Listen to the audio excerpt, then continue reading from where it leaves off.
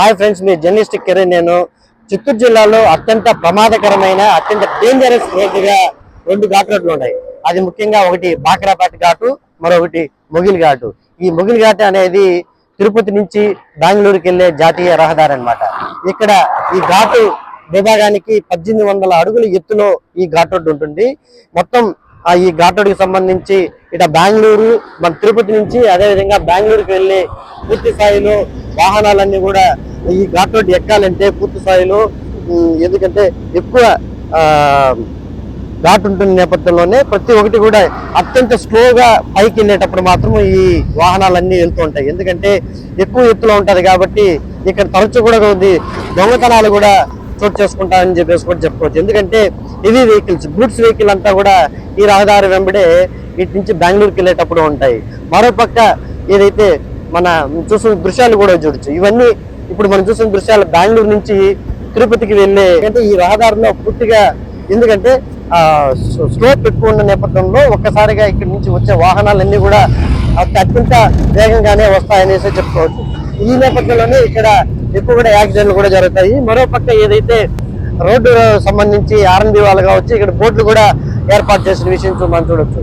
ఎందుకంటే తరచూ ఇక్కడ ప్రమాదాలు జరుగుతూ ఉంటాయి. ఈ రహదారిలో వచ్చినప్పుడు ప్రతి ఒక్కరు కూడా అంటే అత్యంత స్లోగా జాగ్రత్తగా వెళ్ళాలని చెప్పేసి కూడా డ్రైవర్లకి సూచిక బోర్డులు కూడా ఇక్కడ ఏర్పాటు చేసిన ఆ దృశ్యాలు కూడా మనం చూడొచ్చు. అంత డేంజరస్ రహదారి అనేది చెప్పుకోవచ్చు. ఎందుకంటే ఈ మొగిల్ ఘాట్ అనేది చాలా అత్యంత డేంజరస్ రోడ్డుగా చెప్పుకోవచ్చు. ఇప్పటికే ఇక్కడ వందలు కాదు వేల సంఖ్యలో ఇక్కడ ప్రమాదాలు చోటు చేసుకున్నాయని చెప్పుకోవచ్చు. ఎందుకంటే రాత్రిపూట వాహనదారులు కూడా పూర్తి స్థాయిలో అత్యంత వేగంగా వస్తూ ఉంటారు. ఒక్కసారిగా నేరుగా పోయేసి లోయలో ఊడిపోయి పడిపోయే పరిస్థితి కనిపిస్తూ ఉంది. ఆ లోయలో కూడా చూడొచ్చు చాలా వరకు ఇప్పటికే కొన్ని వాహనాలు కూడా పడిన ఆనవాళ్ళు అయితే కూడా మనకు కనిపిస్తూ ఉన్నాయి.